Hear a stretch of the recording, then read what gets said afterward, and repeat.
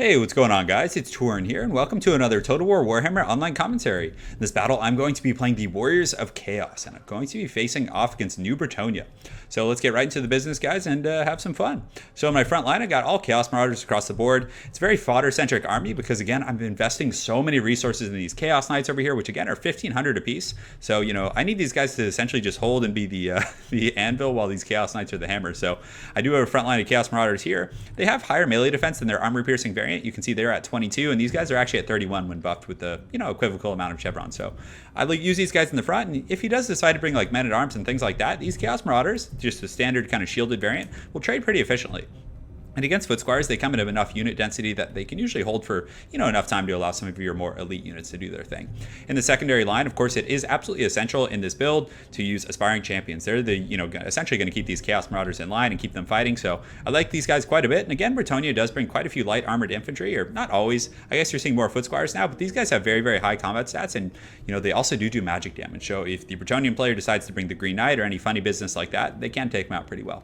In the back, I do have two groups of Chaos Marauders with great weapons. And lastly, instead of bringing a giant like I usually do, though the giant would have been so good here because, again, he didn't bring any peasants. It probably would have been exponentially better than these guys. I decided to mix it up and try out some Chaos Chosen, because the Chosen with Halberds actually got a bit of a buff. I believe they got a weapon strength buff and some other stuff. So I'm going to see how these guys perform. They have 42 AP, and let's see what their anti-large bonus is. So looks like bonus versus large is 26. So if I'm able to get them on some large units, they're going to be pretty scary for sure. I do have two groups of Chaos Knights, which actually I've done some testing. They perform really well against Bretonnian Knights. They can, outtrade, assuming no magic is involved. I believe they can actually beat Grail Knights and Knights of the Realm and Questing Knights one-on-one, but still they're very expensive, and again, they don't have that fancy lance formation. So I do have the Lore of Shadows with the Mind Razor to give the damage buff, as well as the Pit of Shades. And the Chaos Lord, guys, he is definitely a very, very solid Lord, because he did get access to the Filth Mace, which is so good. It imbues poison, which again, you guys probably know, gives negative damage, speed, all that kind of fun stuff, but it also does give him weapon damage and also allows him to cause terror, which is really, really good against Bretonnia once you're able to finish off that Grail Reliquary, if you can. So that's pretty much it for my army. He has two Knights of the Realm, or one Knights of the Realm questing Knights in the front line. He has mostly men-at-arms. I'm actually going to pause because there's about to be a fight over here. So he does have some men-at-arms, spearmen-at-arms. He has men-at-arms in the front line. So my actually Marauders will hold okay against these guys. He has another group of Knights of the Realm and questing Knights with a Damsel with the Lore of Life over here. Let's see. So he's got some spears in the flanks, and in the back he has Foot Squires, and then he does have a Trebuchet. So pretty cool army from him. He does have that Grail Reliquary and just a standard Lord. This game will probably go up after the previous game. You guys, I think I played him twice, and he actually had like the exact same army, and I was playing different factions, but still pretty well-rounded army. He's got his armor piercing, he's got his fodder, he's got a pretty diverse core of knights, and eager to see how it goes. So let's get right into the business, guys.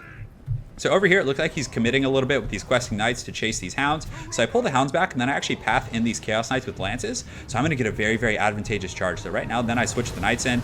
They're going to get in here and just absolutely put these questing knights in a can. You can see their HP is dipping pretty aggressively.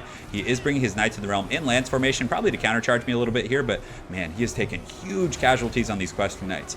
So I think in the Cav game, I have a pretty good situation going on. You can see I did detach these Chosen with halberds, but man, they are so incredibly slow. They're trying to hustle over here, but it's going to be a little bit late on that. So he gets a nice charge here and does a little bit of damage, but still my charge trades just as well despite the lance formation. And that one group of questing knights is essentially taken out of the battle immediately. So right now I do use the Mind Razor right here to give 44 weapon damage and armor piercing, and look at how well I performed there. The Knights of the Realm got put down, but my opponent very well played, pulled some spearmen at arms, and I actually didn't really notice them, and I just continued to fight, and they're going to do pretty well against my large chaos knights despite their armor. So he does get another group of Knights of the Realm over here, and he's actually going to get a bit of a surround, and he finally does get a really nice Earthblood off, which is definitely going to help these questing knights and other units sustain.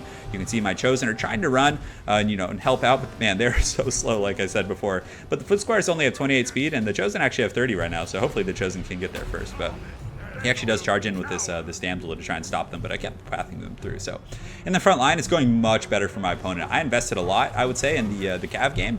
And in the front line, the Marauders are going to hold up pretty well. And man, those guys look so cool. The Aspiring Champions, like when they're mixed in with fodder, just the contrast between the two is very cool. So in the front line, we have a very pitched battle going on, but I still think it's going to favor my opponent for sure. He just has so many Foot Squires here in the fodder units. These men-at-arms are actually going to trade pretty well with these Chaos Marauders. You can see this entire flank over here is essentially being collapsed. Very, very tough situation for me. In the center, it's holding up pretty well, but he does have his Lord here, whereas my Lord is over here fighting, so I have no heroic presence here. So I think his Lord is going to be the game changer, and you can see my flank is starting to get kind of whittled down and just you know, essentially, as they say, my wings are being clipped. So he's going to be able to surround me and envelop this formation a little bit. And, you know, most of my infantry are pretty low tier, so I'm really putting a lot of marbles on this fight over here. So over here, that Lore of Life, and he was able to get some foot squires, which are surrounding these Chosen. And, you know, the foot squires will trade pretty well with these Chosen for sure. And I want the Chosen on his knights, but unfortunately, they're just kind of trapped here, and they're too slow to really get where I want them to be. Granted, all of his cav are pretty much dead. He does have some Spearmen at Arms and some Questing Knights over here. I do have some Chaos Knights, but they're starting to get pretty worn down by some of these spears, and I was having trouble getting out. He got a pretty good little surround there. So I am able to get my Lord away, and I do use the Filth Mace, so I'm able to poison this damsel, if I'm not mistaken. Actually, she hasn't been poisoned yet, so you can see my heroic units trying to finish off the damsel. And right now, guys, I do get a Pit of Shades, and I know how much you guys like to see that. So the Pit of Shades is about to go off here, and it gets a huge blob of these guys just tossing their salads, doing its thing. And most of these were pretty lightly armored infantry, so I actually didn't need to use the overcasted version. Granted, I didn't even have enough Winds of Magic, but it just absolutely destroys those men-at-arms. But unfortunately, you can see my opponent posturing up some of these troops. Definitely going to get a pretty good charge here, but I'm able to get some good value out of that Pit of Shades. But still, you know, he has so many more infantry here. And this battle over here isn't going as well as I thought it would. The Chosen kind of underperforming a little bit. They do get the Okem's Mind Razor, and they're putting up a decent fight. They do have 52 kills, but, you know, the Foot Squires are trading relatively evenly. And at this point, I'm trying to pull my cav out, but some reason they just kept getting stuck here. And he did have these Questing Knights and was just doing a very good job of pinning me down. Now that my Lord's over here, I was just trying to get my Lord focusing on, I believe, his damsel. Yeah, let's see. So my Lord's right here. He's kind of riding around looking for some good targets, but man, that healing is giving so much value to him this game. And I think one of the big issues I've been having this game in general is just the Chosen with the halberds are a pretty expensive investment, and I don't feel like they made that much of a difference. Also, I was a little bit sloppy. I let the Spearmen at Arms and the Foot Squires kind of get a saturation. What I should have done was do a tactical retreat up the hill, you know, create some separation between those Spearmen and those Foot Squires, and then re-engage. Because again, I was really, really doing well in that trade up, you know, for a while there, up until the end. So right now, I do have my Chosen who are routed. You know, I do have some Chaos Knights coming back, some Chaos Warhounds, but still, they took some serious damage. But really, neither of us have cav left, so we traded it, you know, across the board there, I would say. But still, he is winning this infantry game with that Lore of Life, because I used most of my magic to help out with the Mind Razor over there, and the Pit of Shades was okay, but it wasn't backbreaking for my opponent. Thankfully, my Lord is able to get in here and do some pretty good work, actually breaking that damsel despite being surrounded. I do have some aspiring champions who are steady. Over these ones, unfortunately, are wavering, and you can see most of my Chaos Marauders at this point are routing and also taking some Trebuchet fire, believe it or not. So I did send my Chaos Sorcerer back here to kind of pressure this, but that was a bit of a mistake. He's not going to be able to kill that fast enough. You need a little bit more unit density if you want to go after Trebuchets and things like that. So you guys can see the balance of power pretty heavy in my opponent's favor right now. You know, it's looking really, really grim. I only have 220 troops left to his 698. Granted, he did have a lot more troops in the first place, and he's lost, you know, about the same amount. But again, when you have so many men-at-arms and Foot Squires, you know, he's really, really ahead here. So I do have some Marauders coming back, getting a little bit of bravery here in the fourth quarter. They are up to shaken from wavering, so that was pretty nice. They're going to get a bit of a rear charge here and charge into some Foot Squires, but man, this is just such a bad trade for these Marauders. The Foot Squires with their anti-infantry bonus and their armor are just going to put these guys in a can. I do have some armor piercing variants coming, so hopefully the armor piercing here will be able to trade a little bit better. You can see the Lord is scurrying around. Looks like he's chasing off some of these aspiring champs, and you can see pretty much right now I just have my Chaos Sword left, but I did use the Filth Mace, guys, which is incredibly powerful. It actually allows him to cause terror. So a lot of these troops, if I'm able to finish off this Grail Reliquary, are going to essentially be subject to terror and things like that. So a pretty good situation for me, but most of my reinforcements are routing off. I do have some, looks like some Chosen with halberds who are shaken over in the distance, but they are not going to make it back with their 28 run speed. So right now, just trying to get as many troops back in the fight as I can. The balance of power has been stuck here for a while, so I figured I might be able to get like a terror route or some other shenanigans going on. You can see my Lore of Shadows Chaos Sorcerer riding around trying to find a home. Definitely getting hunted pretty good by these men-at-arms. They're not having any of his stuff. So his Lord is coming back in. He's in good health, but something that's good for me with my Chaos Sword is he's steady right now, but I still have all my potions. I still have my potion of toughness and my potion of foolhardiness. So I thought that there might be somehow, some way that I might be able to pull this out, even though I had pretty much nothing left at this point. So we'll go ahead and I don't know if we need to fast forward because the fighting in here is pretty pitched for sure. This Chaos Sword in here is fighting some of these men-at-arms, but they're wavering and they're shaken. And I believe that's because I was able to kill the Grail Reliquary. I believe I was, yeah. So my Chaos Sword did kill it. So now all these troops are steady. You can see these Spearmen at Arms are down to like 30 leadership, and a lot of these guys over here are not in great shape, although he does have a very healthy group of 79 and 74 Foot Squires over there, and his Knights are kind of riding around just cleaning up my Chaos troops as they come back. So very, very well played, you know, taking care of that. And yeah, so eventually this Chaos Lord, he pops his potions. And there is something I want to show you guys. There's a reason I'm not fast forwarding. So you can see my Chaos Sorcerer is kind of running around, and look at this, guys. All of his troops are blobbed here, and I do get another Pit of Shade. So again, these guys are just getting tossed around like it's nobody's business. And guys, this was a pretty crazy moment. So then my Chaos Sorcerer rides in there, and they're all shaken. These Foot Squires who are just previously in great shape are shaken, and they're wavering, and they're probably going to start routing. Also, a lot of his units are going to, I believe I do get the Filth Mace coming up here relatively shortly.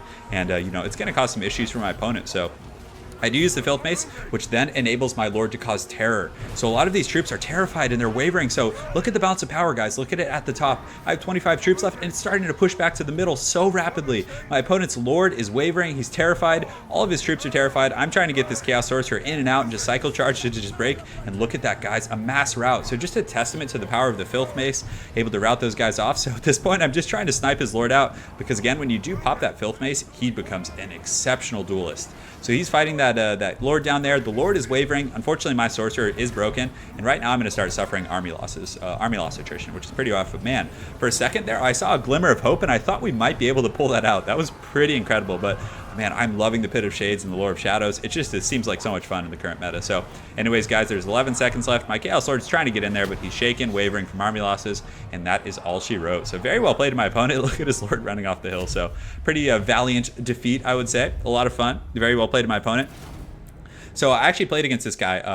Now that I see his name, I did play against him with Beastmen, so that game should be up either before or after this one. He actually used the exact same army composition. It seems pretty strong. I like that people are starting to go wider now. I think it's much healthier, and it makes for much more fun gameplay when people go wide rather than just like spamming heroes and the flying goon squads and things like that. So it's pretty cool to see that actually becoming something that might be viable in the meta. So good performance for my Chaos Knights, and they did well. I mean, even against 4 Bretonnian Cav. But one mistake I made is I let those Spearmen at Arms and also a group of Foot Squires engage in my Chaos Knights too long. That was a huge mistake, and also a huge underperformer were these Chosen. Though they did get 60 kills, a lot of those were against Foot Squires, who are just a substantially cheaper unit. I think even another group of Chaos Knights probably would have been way better. Or even just buffering my main line with more infantry would have been pretty good. So well played to my opponent. Sergeant Major was a lot of fun. Hope you guys enjoyed that cast. It was definitely a great time for me, and we'll be seeing you all soon. Take care.